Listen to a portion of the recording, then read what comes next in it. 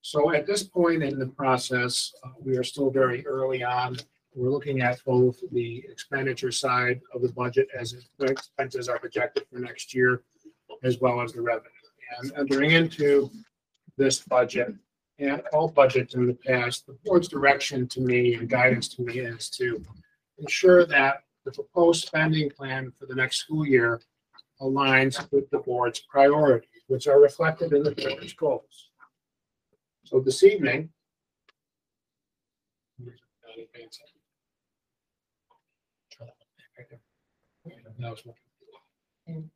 there's a little bit of a delay here.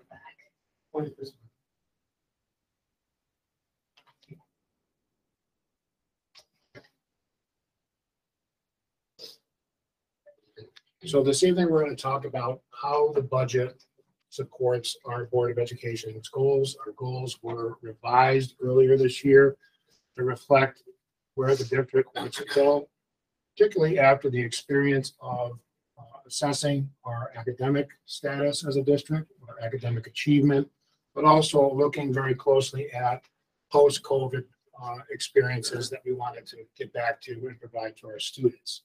Additionally, talking about not only academics, but meeting the social emotional needs of our students.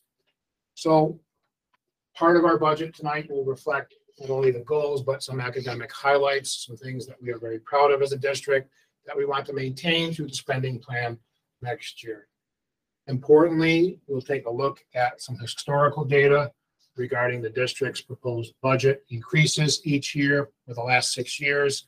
We will also look at the proposed tax levy in comparison to the tax levy cap and where our district has landed in terms of our budget over the course of the last previous years. Additionally, Mrs. Wager, our Director of Business and Finance, at the last meeting, reviewed the formula for the tax cap for the public's purposes this evening. I will explain how the tax cap works. The tax cap at this point in time is a little fluid as we continue to try to confirm the pilot revenues for next year. Pilots being payments in lieu of taxes arrangements that are approved by the Rensselaer County Industrial Development Agency. So what we're providing this evening is very, very preliminary. We will have another budget session likely on March 22nd. We're going to talk about whether or not we need to have a meeting on March 15th. At this point, we don't believe we do. And the final budget is adopted by the board to go out to the voters in April. We will review all of the timelines and the dates and the milestones that we need to meet as we proceed to bringing the budget to our community in May. So one of our goals is to ensure that not only are we providing for the current needs of students, but we are providing an educational program that ensures that they are ready for what they're going to experience in the economy, and the jobs that are available, and the types of skills that they're going to need once they graduate from high school. And this process focuses from the time those students enter the pre-K program to the time they cross the graduation stage as seniors in high school, heading off to whether they're going into a career, whether they're going into the military, or whether they plan to attend a 2-year or 4-year college. We want to be future driven. We want our teaching and learning environments within our classrooms to support the skills, the dispositions, and the problem solving that is necessary for future driven education. This is just the highlight of our Science Olympiad program. We have a state recognized Science Olympiad program at both the middle school level and the high school. We've not only been regional champions, we've been state champions, and we've gone to the national tournaments in the past. Problem with this clicker. Your problem with the clicker or my sore thumb? We also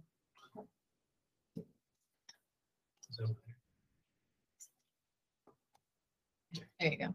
We also, over the course of the last couple of years, have had an opportunity to offer summer programming. And the purpose of the summer program is to ensure that our students can recover from COVID and to address some of the learning loss. But in that program, we also want to be future driven. We want to make sure that our kids are engaging with technology through Peter Goodwin Technology Committee.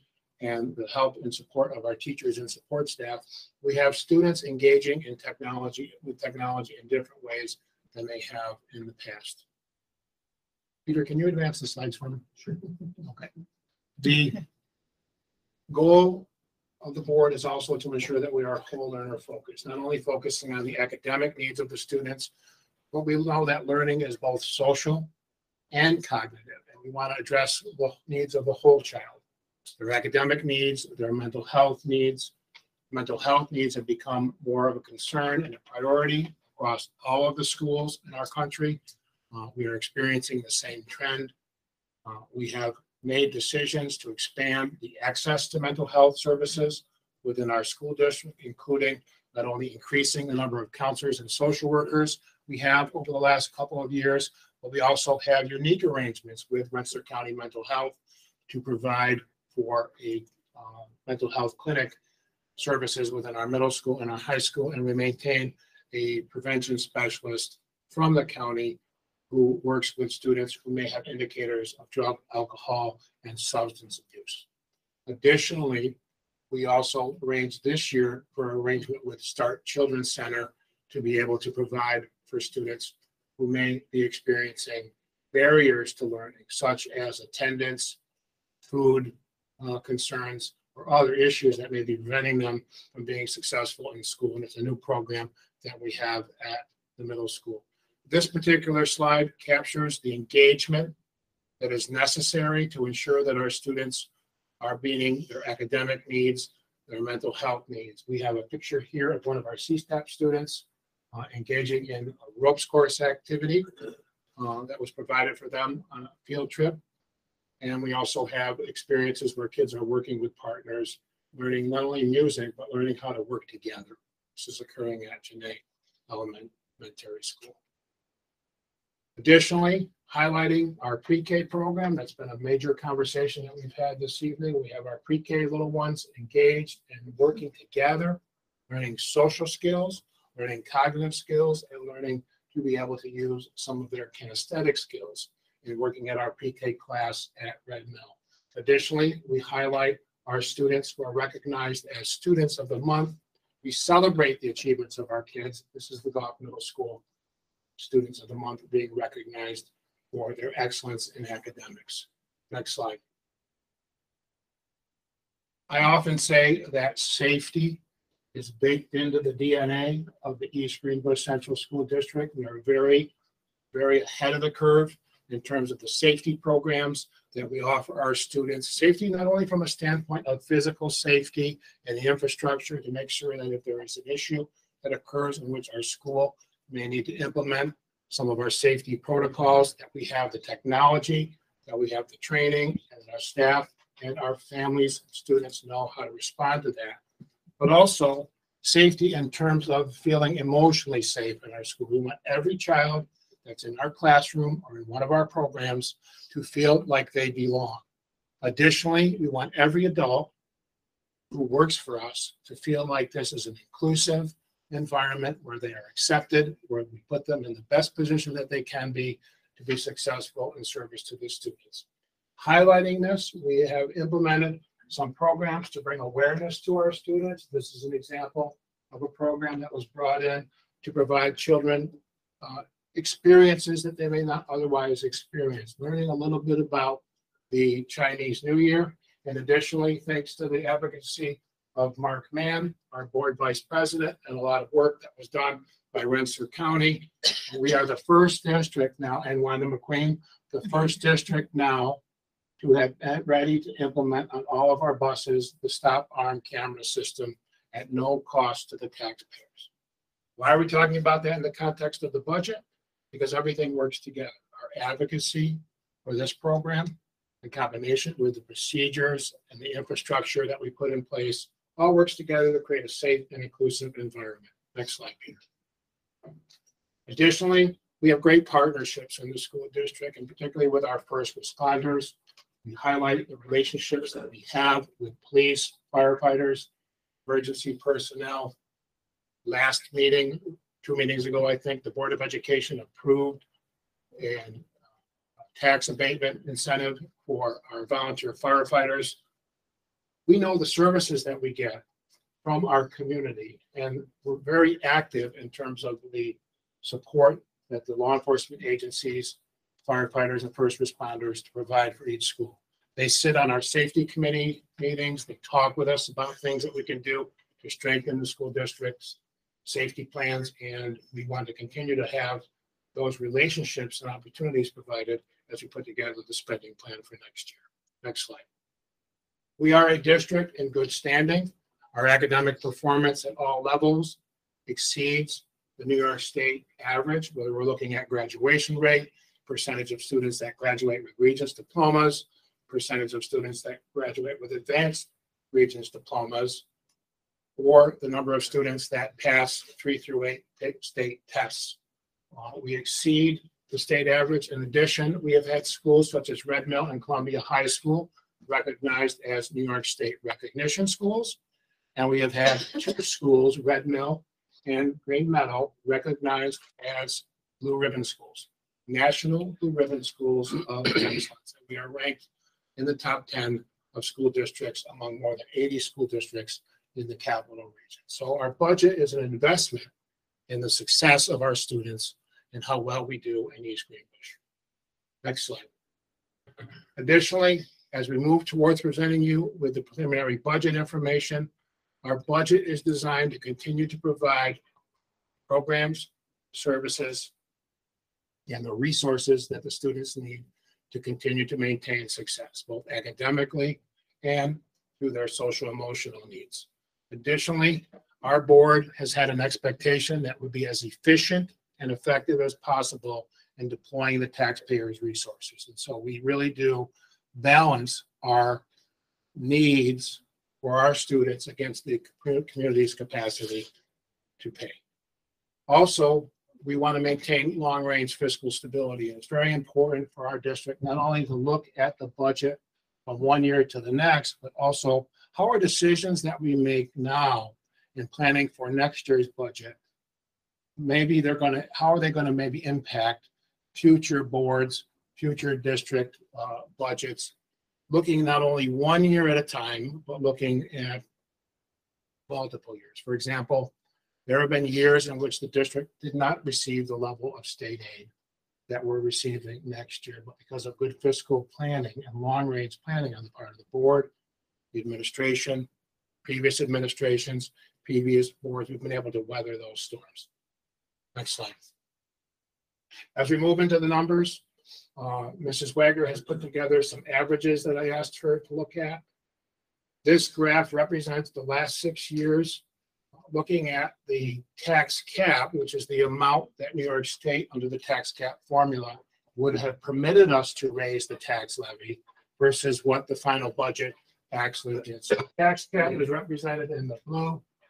And you can see, for example, over the last 2 years, while we could have raised taxes in the current school year 4.94%, because the board was sensitive to the needs of the community as we recovered from COVID-19, in combination with the fact that we were receiving our first down payment on the foundation aid that was due to the district, and also because we had received the federal funds, we were able to offer the community a 0%.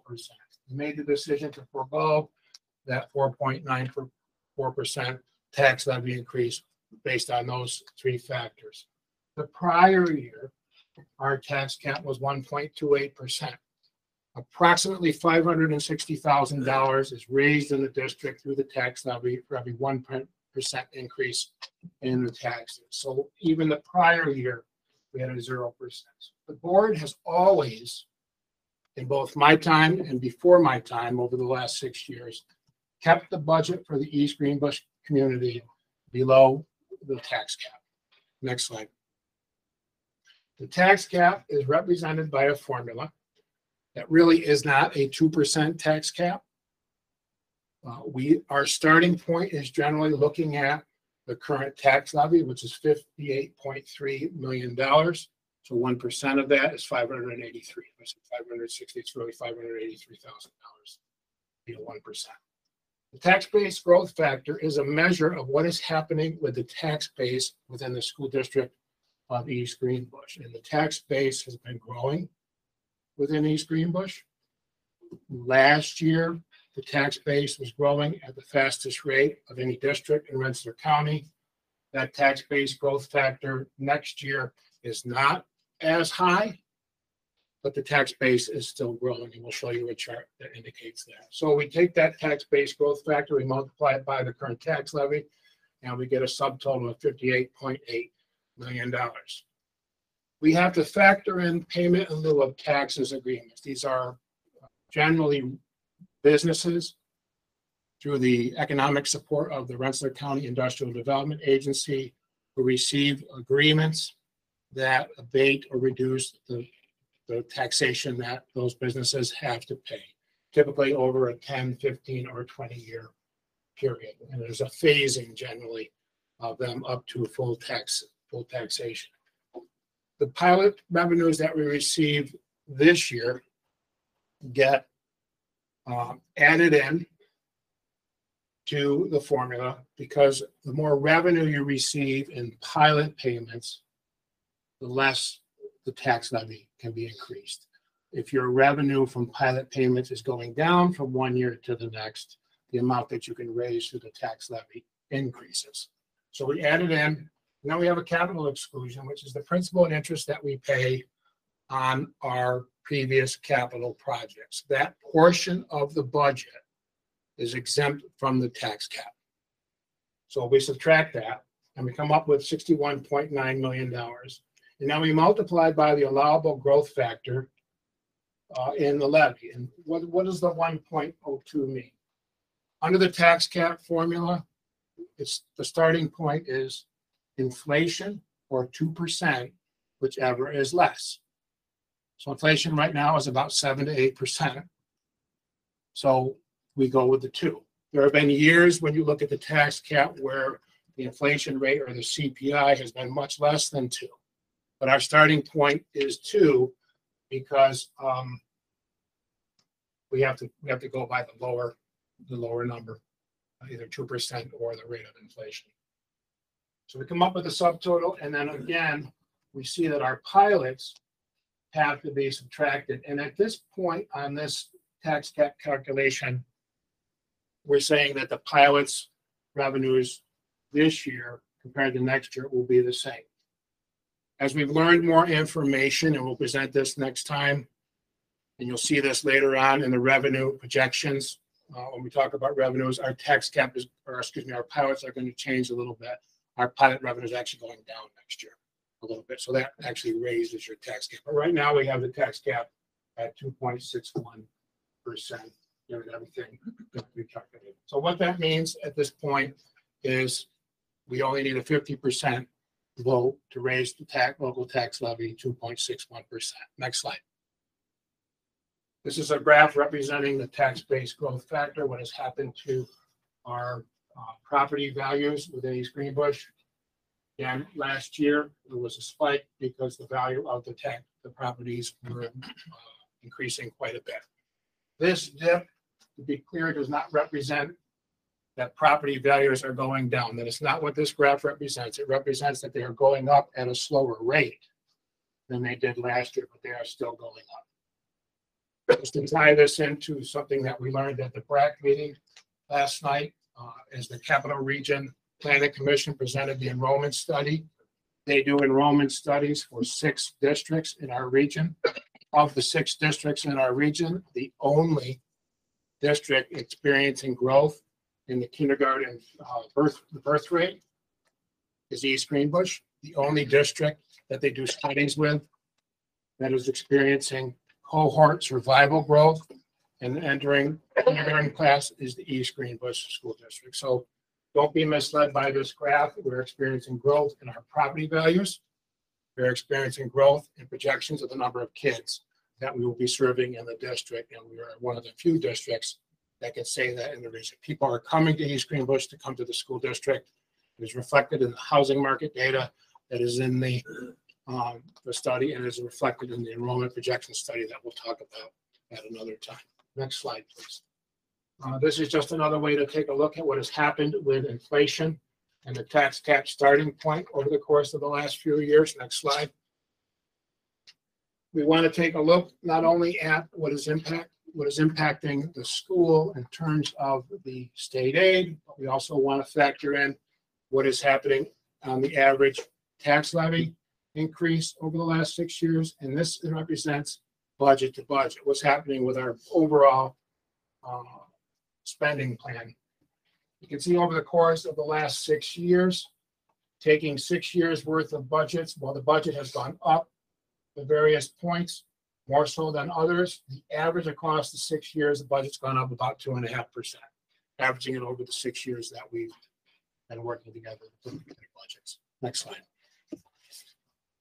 As we move into taking a look at the specifics, there are 3 areas of feedback that I'll be looking for from the board this evening. The first is we want to have a conversation about some of the additional priorities that the administration has identified that we feel will meet the board's goals, but also provide services better than what we're currently doing in the district. We want feedback on the overall budget itself, and we want feedback on the proposed tax levy as we get closer through this presentation. These are the requests as they stand at this time. It doesn't mean that all of these things would wind up in the final budget. We just want to talk about where we are at this point in the discussion. You have heard our music department come and present information on what is happening with the music department. Because of the excellence within our strings program, we have more students at the elementary school level who want to take violin, want to learn cello, want to learn and be part of the strings program. Currently, the administrators have asked for consideration to have a dedicated strings teacher just for the elementary school level. At this point, there are different people coming into the elementary schools to provide strings. I've asked Mr. Stiles to look at the schedule very carefully to see if there was room in the existing schedule of music teachers to make this adjustment without adding a full-time equivalent staff member. But we put it in the list because we want you to know it's under consideration. At the Goff Middle School, we know currently we have Mr. McHugh serving as the interim principal. We've had previous conversations about the importance of prioritizing the middle school. We have a wonderful middle school at Goff Middle School, but there's been a feeling that more support was needed. It's a very critical time in the development of our students as they transition from 5th grade into the 6th grade. They're moving from 5th grade, where they generally have 1 or 2 teachers that we work with all day, and then they go to having 6 or 7 different adults that they have to interact. Just at the time that they're at that developmental stage when they have to make friends differently from what was the smaller environment of the elementary schools. They're changing academically, they're changing socially and emotionally. And to go back to prior to 2009 and 10, those years prior when the gap elimination adjustment was siphoning state resources away from the East Greenbush Central School District, a lot of difficult financial decisions had to be made at the time. And the middle school went from having 3 assistant principals to 2. It has maintained relatively a similar enrollment over the course of the last 10 years, maybe fluctuating at various years with about 100, maybe 100 students less, but those 100 students are spread over 3 grade levels. Additionally, the needs of the middle school students are becoming more challenging. The division of responsibilities within the administrative leadership team is skewed to some degree because of the number of responsibilities that the principal of the building needs to attend to continue to move that building forward. And the restoration of the assistant principal's position that was reduced years ago would enable a better organizational structure to advance the school, to improve the overall operation of the school, to ensure that communication, supervision is better at the school, to be able to help the children transition from 5th grade into making that adjustment to 6th grade, and to assign an assistant principal to each grade level, 6th grade, 7th grade, and 8th grade, with the instructional leader of the building principal, focusing on the moving the school forward academically, and just a better overall supervision and more responsive to the student needs, the parent needs, and the staff needs.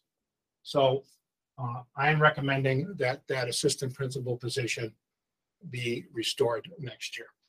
I know that at times it is very difficult to bring administrative positions back once they are cut. However, if you look at the reasons why they were cut, there was a necessity at the time, as the board was struggling to preserve programs for kids. We're in a different place right now in terms of the student needs, and we want to move that school forward to being a true middle school. At one point years ago, a superintendent said that the Groff Middle School was the jewel of the community.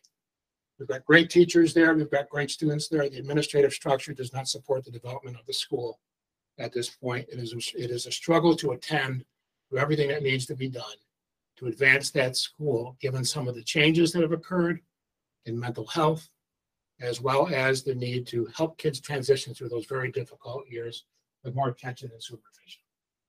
The enrollment at the 7th grade level is bumping up in order to cover all the classes and live within the contract of 5 instructional classrooms, class periods, and preparation time and the duty. There's about 2.75 FTE. These are going to either be part-time positions. There is also the potential that in the event that we are able to do the 6th class, that these classes would be covered in that way. But it's distributed among the 7th grade. Columbia High School, we have 2 part-time PE teachers that in order to cover PE, we need to make an increase. One, these are not new people. One is a part-time person at the high school. The other is we want to take a portion of Tom Labardi, who is our fitness person, and move that 0.2 into the general fund. So it's 2 people at 0.2. The reading teacher at the high school is still under evaluation. We reported at a previous meeting that we were having retirements of the 2 reading teachers at the high school, which would leave 1 there. We're not sure that 1 will be sufficient, so we put it in here as an item that's still under consideration. The school psychologist time under pupil personnel services, we're seeing more parents request evaluations. We're also seeing more evaluations coming from our resident students, East Greenbush students, who are attending private schools. And the district is obligated under the law to do evaluations to provide special education services for our resident students who attend private schools. Additionally, in the past, we talked with the board about the need to look at the overall organizational structure for our PPS program. Currently, we have a director of PPS, we have an assistant director of PPS, and this year we added a CSE chair. We want to have a CSE chair, which would be a teacher in an assignment as a CSE chair or a school psychologist at the K-5 level and 1 at the 6-12 level. Human Resources Office wants to transition to electronic documentation of their personnel files. This is a program that will enable us to do that.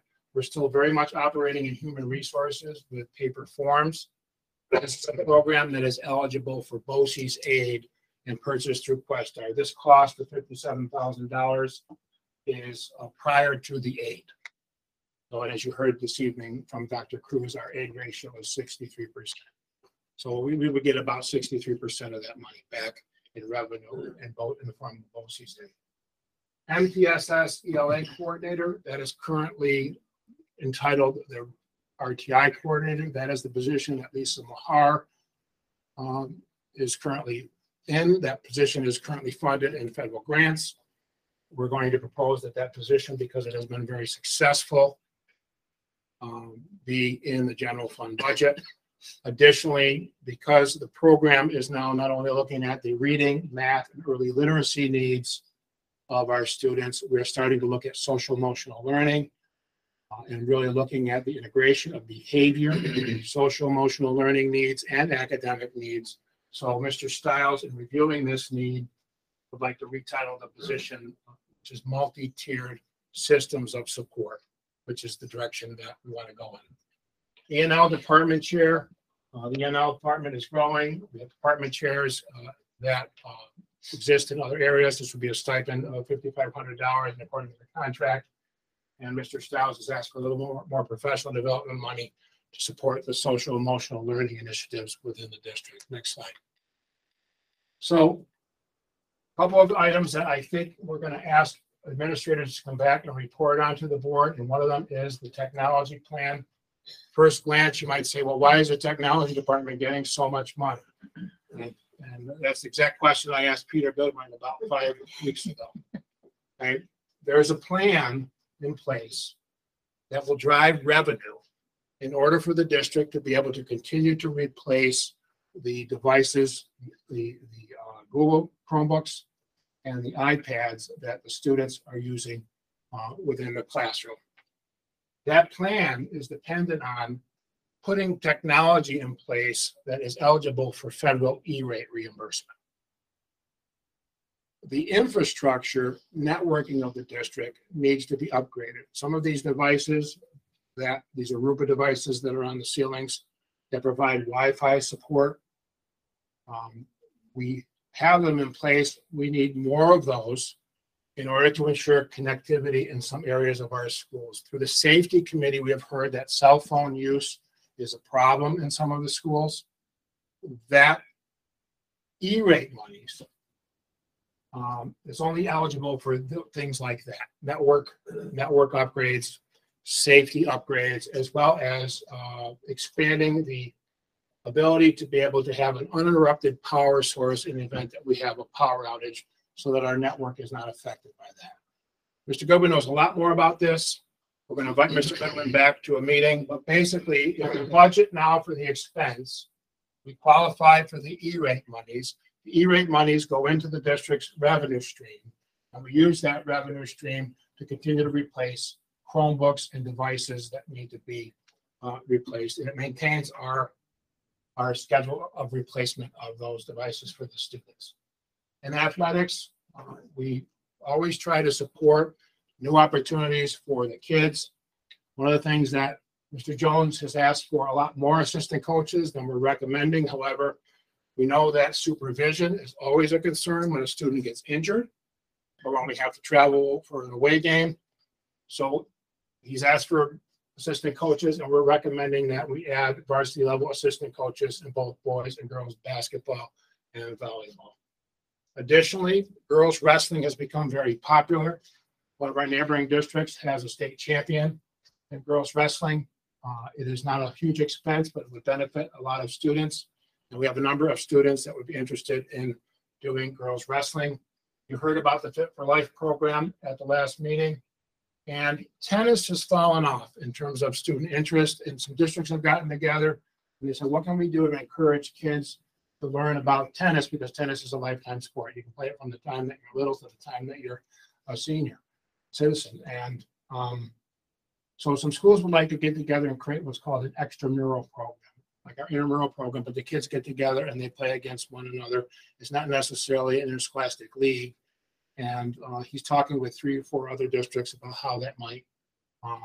And this would involve kids as young as 6th grade learning about tennis. So not a lot for the athletic department, but sparking new programs and sparking new interest. The other thing that's under consideration right now, not reflected in the slides, Mr. Jones has had discussions with Troy, Averill Park, and Albany City School Districts about a combined swim team. And we have students that do participate and swim privately.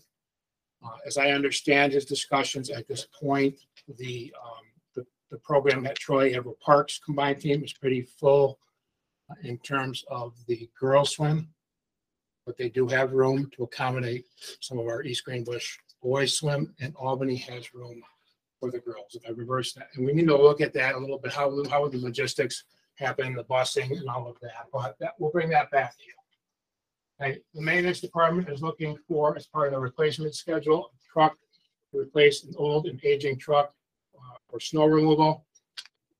We're going to be looking at some of these equipment needs when we do the fund balance projection to see if we can buy them out of the current year's budget as opposed to putting them in the next year's budget. Truck salter is the salter that goes on the truck. We've identified replacement of the blinds as an issue in our elementary schools. We want a budget to continue that cycle of replacing the blinds. The playground repairs for those playgrounds that we are not replacing, a budget of $36,000. At Donald P. Sutherland and Belltop schools, there's one custodian working in the evening. We feel it's a safety issue, and we also feel like, in some cases, that would benefit from having an additional person to get the cleaning done in the evening. What we're envisioning here is one person who would be split between the buildings. In the event that we were lacking a sub, somebody was absent in another building, that person would be a floater. That person would be assigned to float and go to another building. This one we're still working on.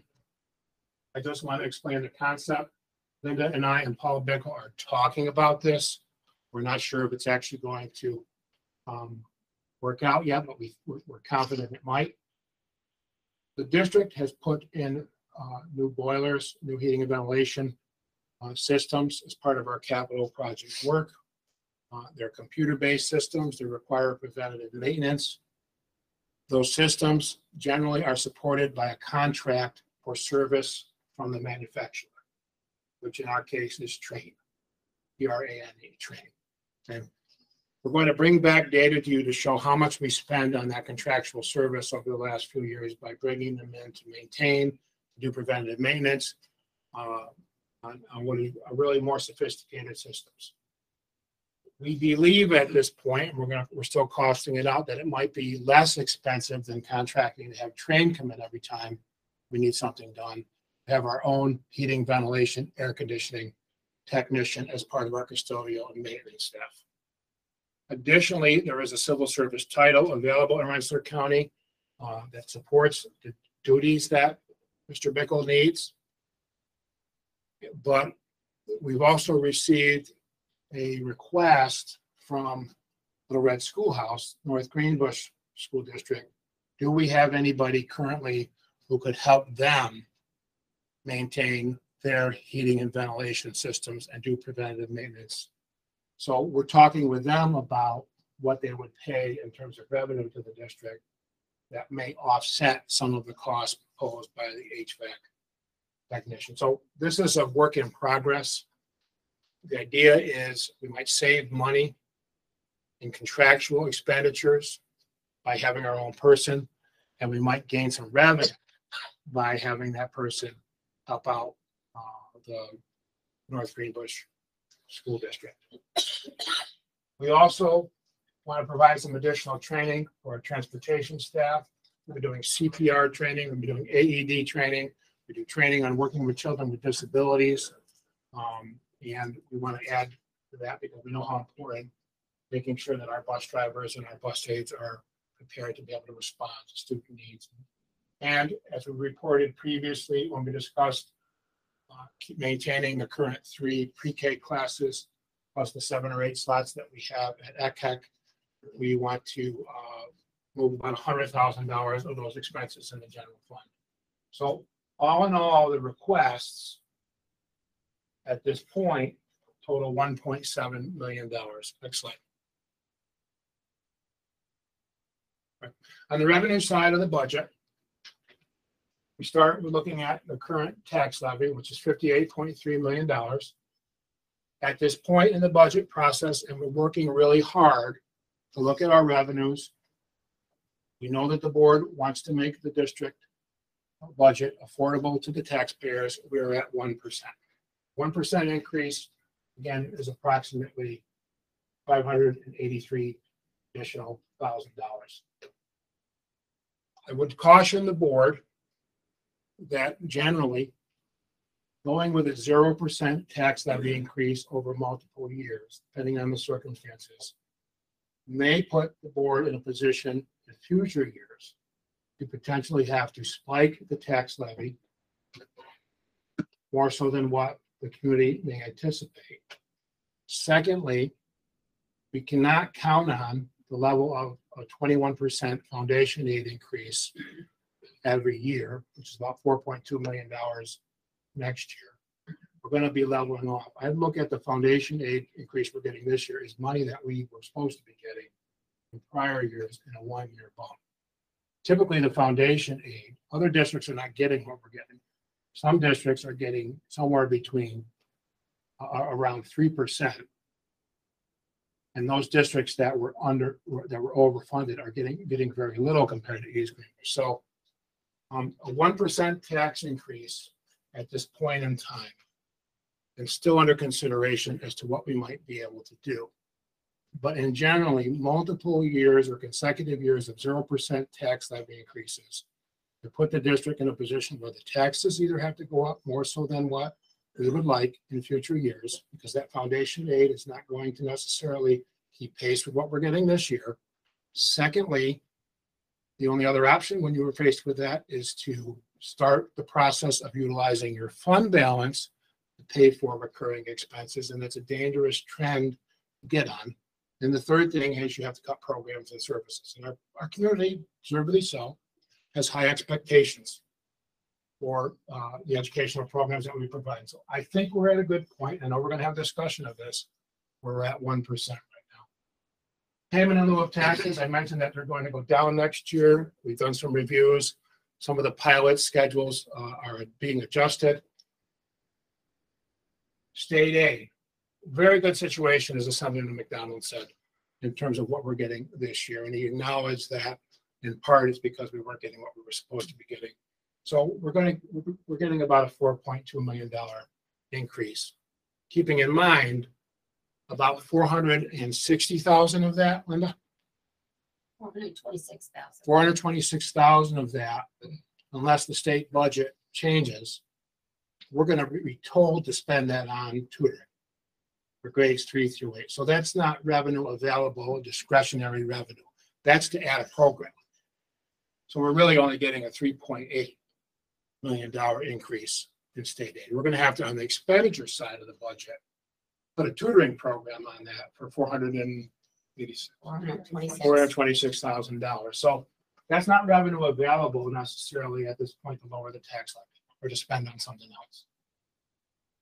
The federal revenue is generally Medicaid reimbursement that is for eligible special education services that the students receive, for which we can be reimbursed, such as physical therapy, occupational therapy, and speech. Federal revenues covered.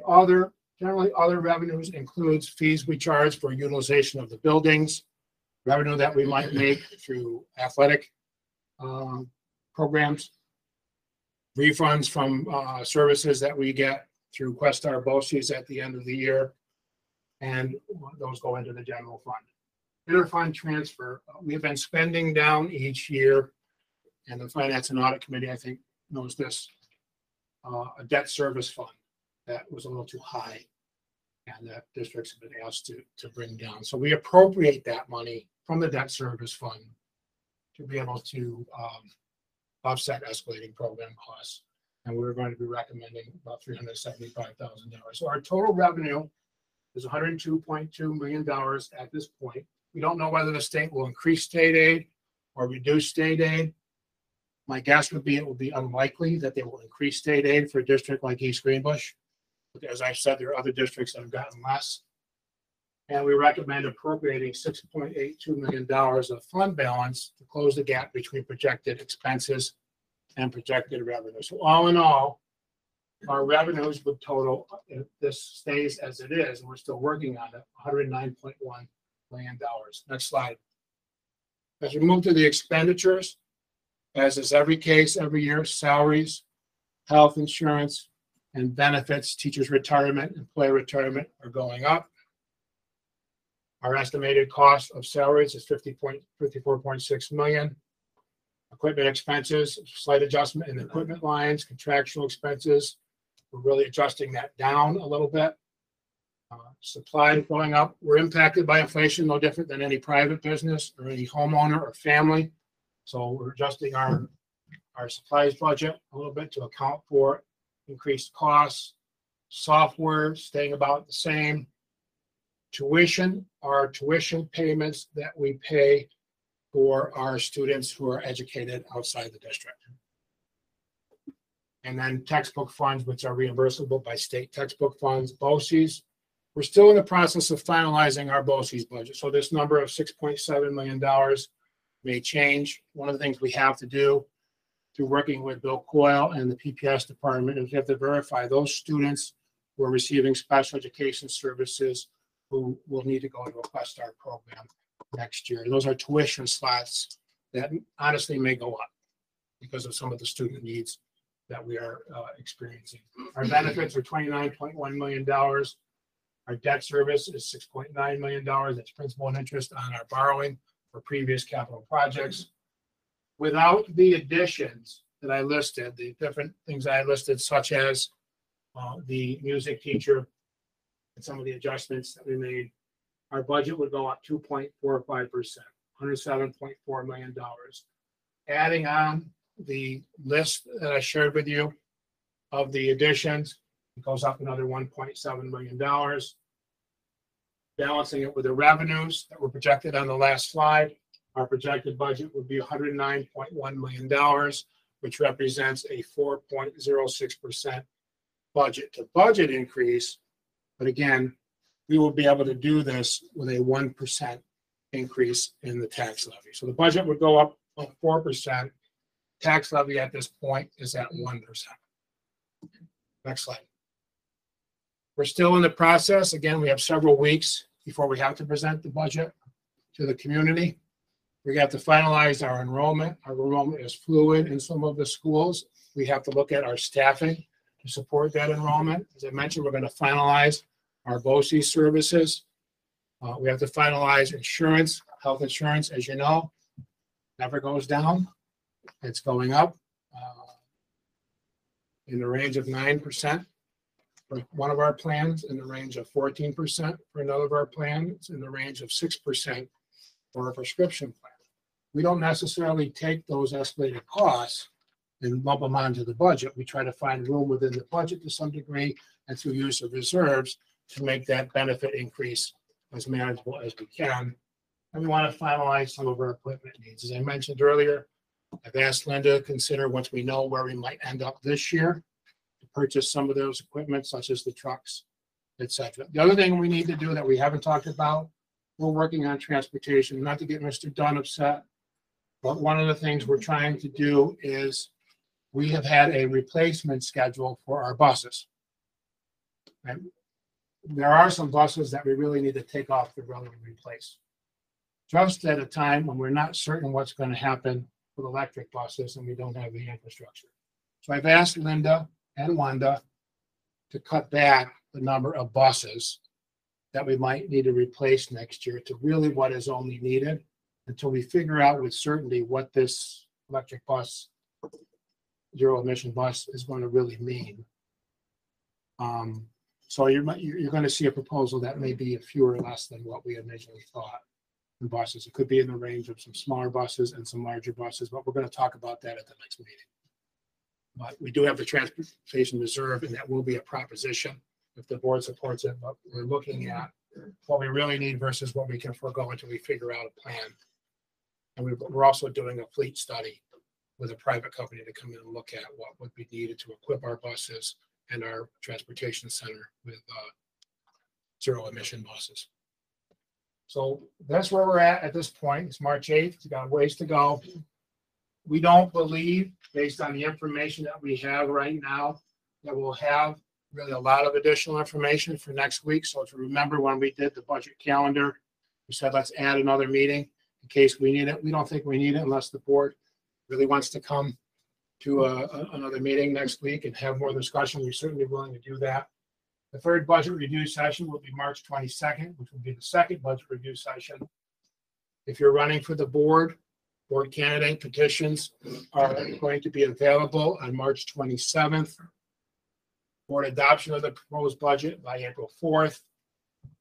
The deadline for petitions for board candidates is April 17th, and the budget vote is on the third Tuesday of May, which is May 16th. I know that took a lot of time, but I think it's important to have the information be able to process the information and have it out in the public space. So with this, at this point, we can advance the slides.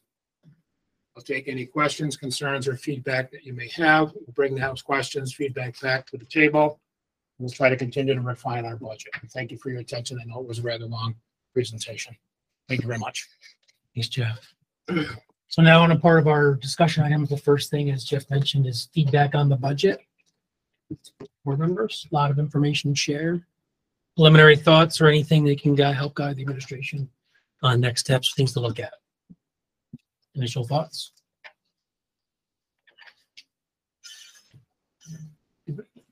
I like the additions of personnel that you're putting in there. Third principal and assistant principal is definitely needed, and I'm strong support that. Thank you. I agree with that. I had a question about the reading teacher. Did you say there's 2 retirements at the high school?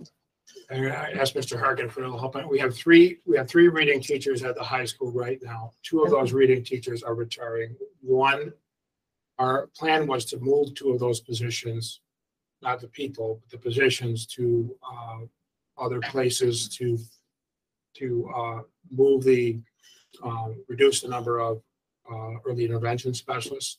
I'm also reading certified, and Mr. Harkin is uncertain that he could meet all of the students' needs who require reading, with just leaving the 1 teacher there. So we put it in the budget for now, and we're still reviewing it based on his projected needs for AIS for next year. Okay, so 3 now, 2 are retiring, and then with this, we'd be back up to 2 at the high school. Okay, thank you. We'd rather start with everything and then go down. Sure, that makes sense. John? I like the overall tone of the budget as far as it's really a needs-based, projected needs to where the direction we're trying to get the district to go in and address some of the concerns that the board has voiced, prioritizing reading, additional services for students. I think that's really important, whether that actually fleshes itself out, but I think that means we're thinking in that direction. And I think as my tenure on the board, one of the things we've recognized is some of the needs that have shown themselves over time for the middle school, and making the middle school the priority that it is. Again, the only thing that I would add, and this is just for the conversation, is that when we make these, especially in management positions, that we have a real mission-specific purpose for that position, and then even develop some long-term goals for that school that are tied to the additional position. So that like a long-range planning, like a strategic plan, instead of just adding a job, that we're adding a job with a purpose and a goal for that purpose, just like with all the additional teaching staff and stuff. And John, I'm glad you brought that up, because one of the things I've been working with Mr. McHugh on, Mr. Newman, and Ms. Hoffman on is the overall direction of the school. And I put into the board update, and I'm going to be asking Mr. McHugh to come later on, present some of this information about the vision for the school. He's been taking staff on visitations to other middle schools and taking a look at what they're doing, and bringing back information and having facilitated discussions about how those schools are organized, what the curriculum delivery models are, what the academic support is, what the schedule looks like. And so part of adding the assistant principal is a step towards where the school wants to go as a true middle school. For some things that, in order to do this, for example, more FTEs than the 2.75 would be necessary to do true teaming at the 6th, 7th, and 8th grade level. So we've looked at enrollment. So we saw this as a step to support the principal, so the principal can continue those growth efforts of the school and also organize it in a way that it's more responsive to student needs, parent needs, and faculty needs. But I was going to have Mr. McHugh come to a meeting before the budget and present what they've done so far. I'm really glad to hear that, because part of the conversation that we've had, especially under your stewardship, Jeff, is the fact that we've taken all the elementary schools and we've bound them together with a mission. And now in the high school, before that, they, you know, their purpose is well defined. And the middle school was just kind of in the middle. It was truly a middle child. So therefore, I think it's time to, as we develop that mission statement, not only develop the mission statement for the middle school, but develop the mission statement for the middle school and how it translates and goes from K to middle to high school. And it goes back to that whole concept that your education is truly K through 12 and not when you get people out on islands and the accountabilities, and there's a lot of different things that are at play. So I like that concept, but I would, in that concept, I'm glad to hear that we're going to have a specific vision for that concept rather than just blanketly adding a position. And the second thing that I do agree with the budget sense, and if you're reading the tea leaves with Mr. McDonald, he's telling you things are going to come down the road or change. And he openly talked about the revenue stream in the state switching and shifting. And I think a gradual increase, as long as they're needs-based for the taxpayers, is a better philosophy than just keep going at zeros and then having to go to eventually a 3 or a 4 or 5 in 1 year. So I like the concept. Just like as we flesh it out, I'm excited for the conversation to really validate and justify what we're doing, because I think one of the things that we talk about a lot in this district is folks don't mind paying for it as long as they're getting the services that we're saying we're giving them. And I think that validation is, if we continue to produce that, we will continue to have the support. Thank you, John. If I can just respond to that. You know, one of the things that I love to be able to do as a superintendent is bring to the board a recommendation to do a 0% tax increase every year. But I have to wear my current superintendent hat and the expediency of doing that. And I know that would be a popular thing to do with the community. Again, situations which I have seen in which districts, including some districts within this region, for multiple years have done that. And they don't have the kind of programs that East Greenbush has. They can afford to have the kind of programs that East Greenbush has. And they have really dire situations where they have to either raise taxes and the community is not prepared for it, or they have to cut their programs, or they deplete their fund balance to the point that they are at fiscal insolvency. We are highly rated in terms of our credit rating for the district. We have good bond rating that enables our district to be able to borrow money at very low interest rates. We provide stability for the district's taxpayers and the community. They get a good service from us. And a point that I want to make, we've been able to add new programs and services really for the last 6 years and kept an average, what was the average tax levy increase was about 2.2%. So if you take that 2% over 6 years, that's not a lot in terms of because the 2 zeros were averaged into it. Well, we are adding programs, and those programs do come at a benefit to the students. The program that was presented tonight, for example, for 12 or 13 students in the P-TECH Early College High School program, which is a very variable program. It's not free. It's not fully grant funded. It comes with the tuition costs associated with that program. The Universal Pre-K program, we have 123 students, parents, as of this afternoon have put in applications. I was very encouraged that John McDonald is going to advocate in the assembly to advocate to bring that cost up from the $5,700 per student, $5,400 per student to $10,000.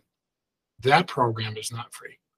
So as a superintendent, I have to worry about the future. I don't want to, look back and see a superintendent that succeeds me say, you know what, look what this guy did. He chose expediency of a 0% tax levy increase in his last few years here in order to look good. Now I've got to do the tough work to have to raise taxes and convince the board then to have to raise the taxes. I want to leave a legacy where we did things that were responsible at the time. Secondly, I want to leave a legacy that we provided stability of programs for the children And we added programs where we could, and we made it affordable for them. So that's where I'm coming from.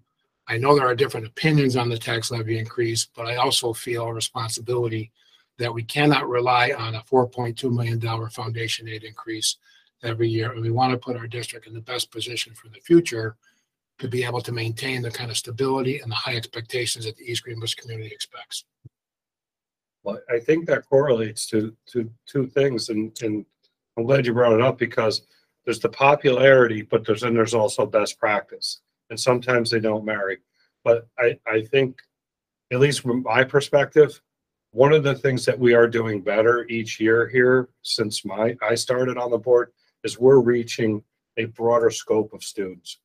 And my goal, my personal goal for my board service is to reach every student and every family. And there is a cost to that.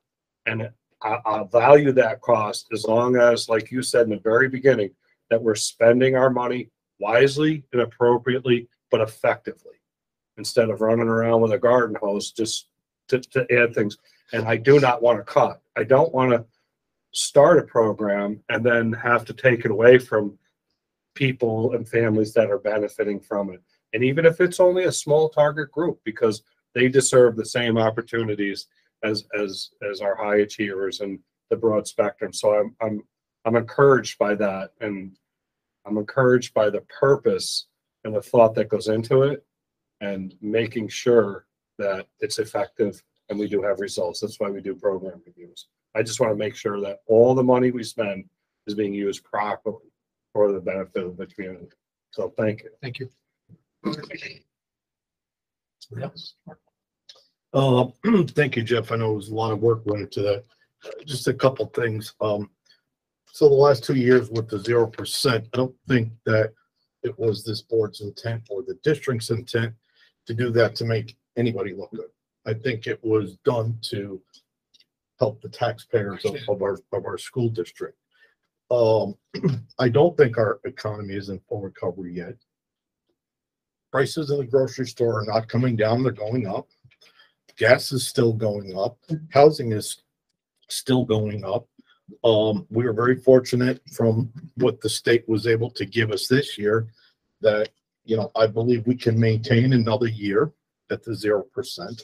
And we can't predict the future. We can't predict in 3 years our enrollment could tank.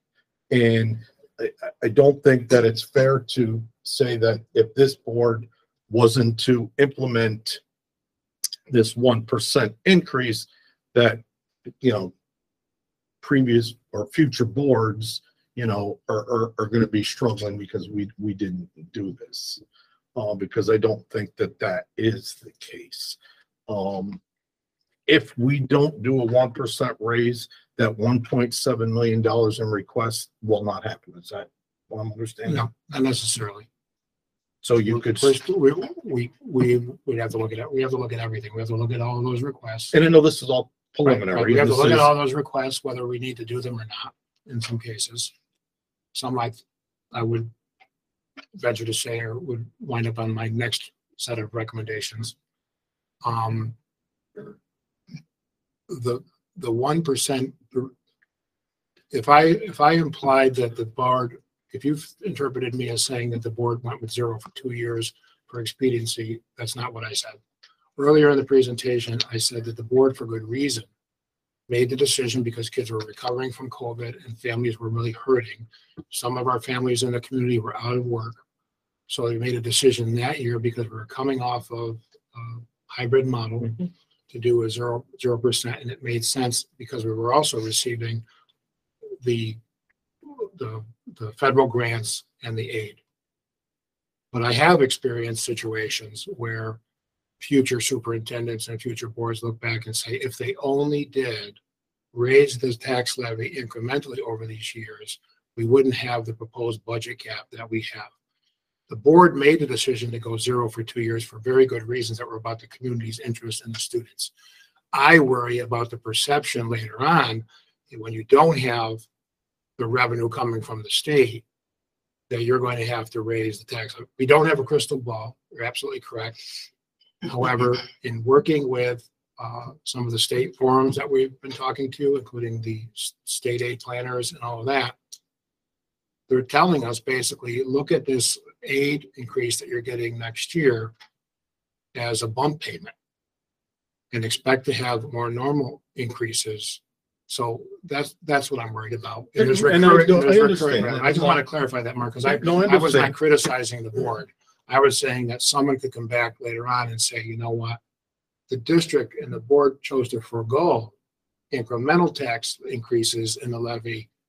Now we're in this situation because, as he said, John McDonald, the state is spending a lot of money now to support schools, but it's only as good as the economy of New York State is right now. And we've had situations with $10 billion budget gaps in the largest portions of the budget. So I'm not saying if we don't do the 1% tax levy increase, go back to your original question, that we would have to forego some of these additions.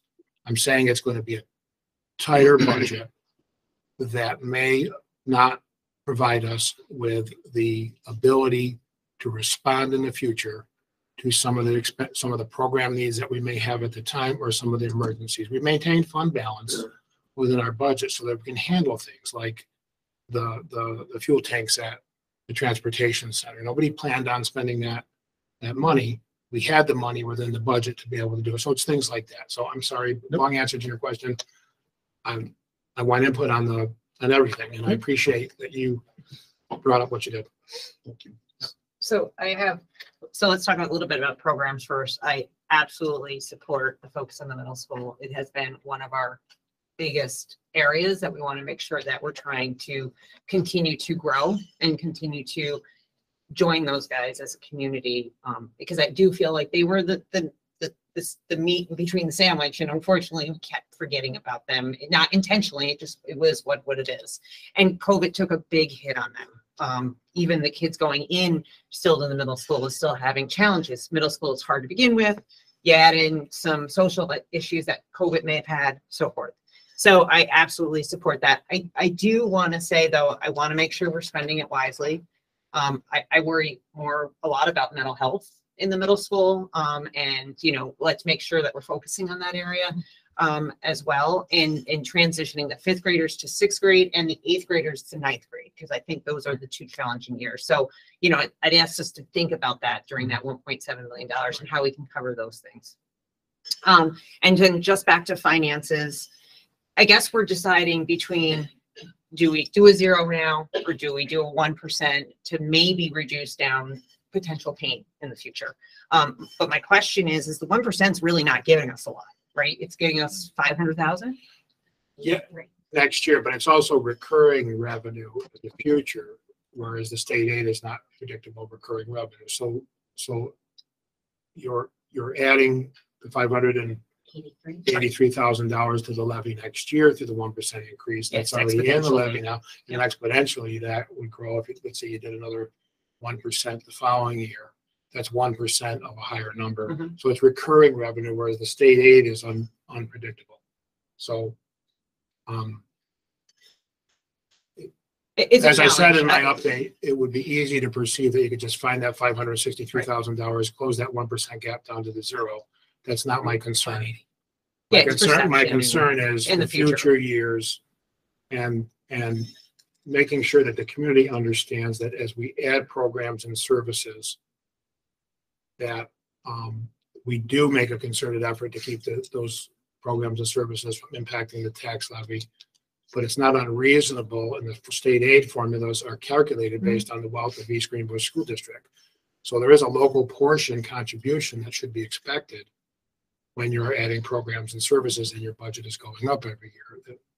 State aid formulas, more state aid is given to a high needs district than an average wealth district in general, because the formulas include the combined wealth ratio, which is the income and property values of a particular school district and what they believe the community's portion of the overall increases in district expenses should be and what the state's portion should be.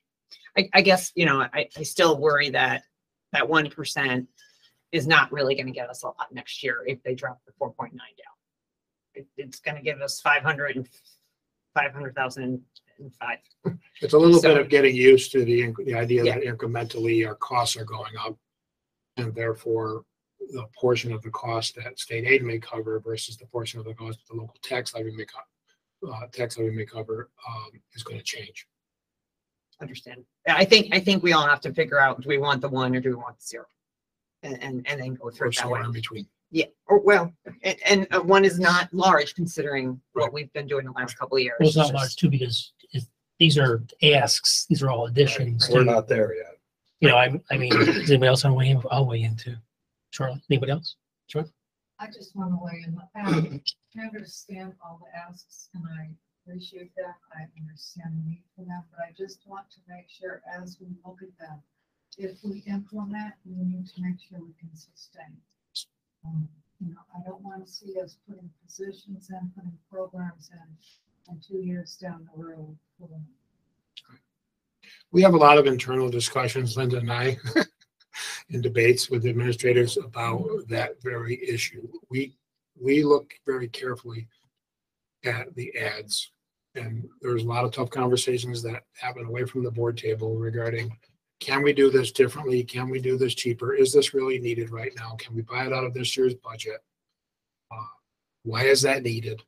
And we put our people through their paces to really be able to justify. This list isn't a complete list of what everybody asked for. You know, but and I'm glad you asked the question because it gives me a chance to say, you may just see this list of things that we add, and as you said, they're all good things. They're going to support improving student programs and operations.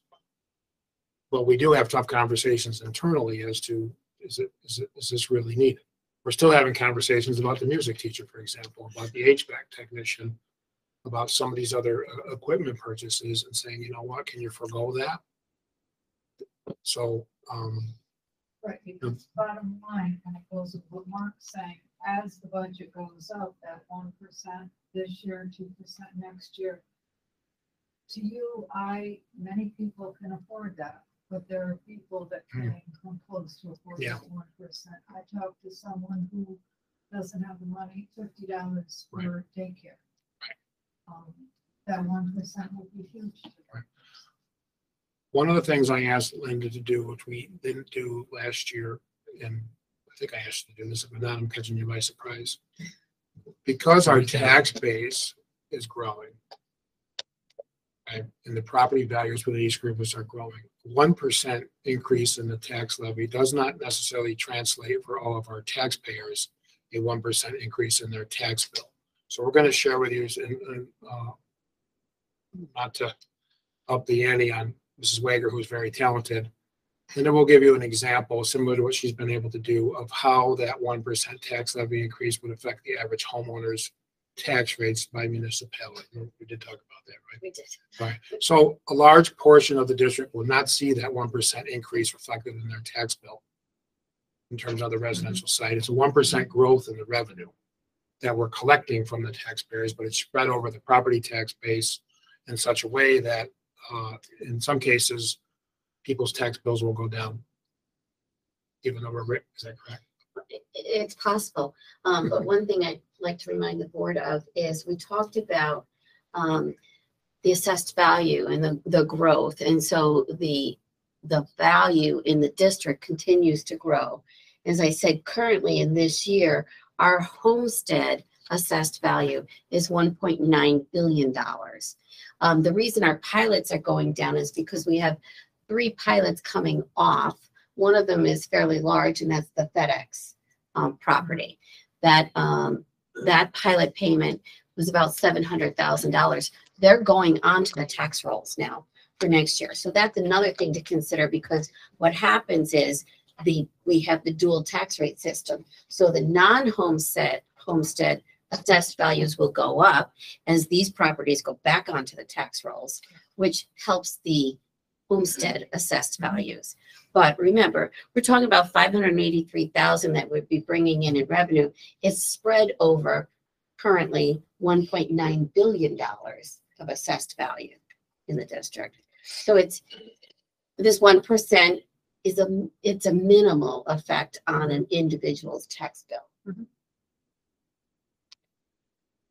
we'll show you an example of that in the next presentation. Thank you.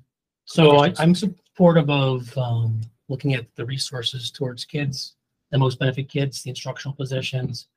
I need to hear more about the technology. I don't understand that piece of it enough. That's 350,000. There's 580. You know, it's a new ad. We didn't talk about expansion of technology and things like that as a budget expense. We have the bond monies, right, unspent still. We have plenty of those We monies. have some smart schools. Smart schools, bond right? money, yeah. So I need to hear more about that because that's a huge chunk of, if you were to look at that in the 583 scheme of things. Some of the equipment, I'd like us to take a look and see purchasing things this year to push that, because I would support a 0% if we can get that number, get that 583, and get the asks closer to resources for students. The administrative position I support. The SCL initiative, the 25 grand there, is that another unit for PD? Is that what that is? Yes. Additional unit? Okay. And then the school front. I'm sorry, I'm not, no, No, Roy sorry. was going to respond to that. It's not necessarily another unit through Questar. No, it is some additional. We are doing some things through Questar still maintaining, but we have some embedded work as well. We have a pretty good sized PD budget, right? Yeah. I mean, it's sufficient. I look at that again. Again, I want to support staff. PD, we do a great job here at the district. I just want to know what that need is, if it's that much. Now, these smaller things will add up to big things and get us to that 1%, in my opinion. And I think that I need to understand this, the technology pieces, some of the, the O&M purchases, can they be done this year partially? Can we do things like that? I want to see what the reserves and the fund balance looks like when you start looking at these things. It's too early to talk about it now, but I think we need to look at those pieces and what we're using for reserves. I want to be able to take advantage of what John said about that 4% and how things can be, that fund balance. Are we targeting that cap? Are we using, how are we utilizing to be able to be above the 4%? We have to be for future years. So I want to see more information, but I think you need to work to get that closer to 0 than 1, because I agree with Michelle. I don't think, I understand, but when you get that kind of money in your aid, I don't think it's a good practice, or perhaps that's not the right word, that when you get that increase in state aid, that those are the years the taxpayers took a big hit from years ago, and now they're getting the money back to us finally to fully fund this. You can't add that and then add a tax levy increase on top of it if we can avoid it.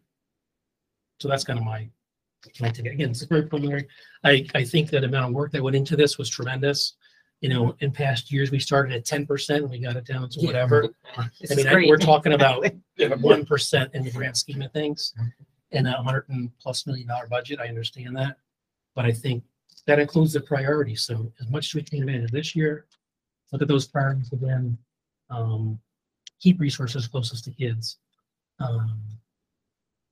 That's my opinion at this point. Appreciate it. Thank you. If I could get something on the back page, things that, there's nothing here to meet the candidate. Need to add something. Sometime between 8 and 17. Oh, yeah. We typically do that at the formal budget hearing. Everybody, Any other feedback on the budget? So I think it's a great first budget presentation. it's a lot easier in the Overall. past. Yeah, it's excellent. Yeah. Even the 1% makes somebody smile. Right, we are gonna- And I thank them for her work on it. Yeah, appreciate all the work. And the question on the 20+%, if we can get some relief on the tutoring piece, that'd be huge. The pre-K piece would be huge. And that's more to stay tuned. Yeah, the one thing I would like to add about the high impact tutoring, as we said, that's about $426,000. That has to be supplemental. So that would have to be, if this requirement doesn't go away on the foundation aid, we need to add basically the $426,000 tutoring program to the expenditure side of the budget. That's the problem we have to add, and then. That's cut one in 2 bus, years John. And they cut the money. I'm telling you, One e-bus. I can't take it. Any other questions or comments on the budget? All right, appreciate the thoroughness and the work that was done to go into it. It's great to see that where we used to be in this process and where we are now. It takes a lot of hard work from it. Further ahead. And I appreciate the administrative input, director input to make sure that they really were laser focused on their priorities. Thank you, everybody, for the feedback. We'll go back and continue to look at this. Appreciate the time you're putting into it.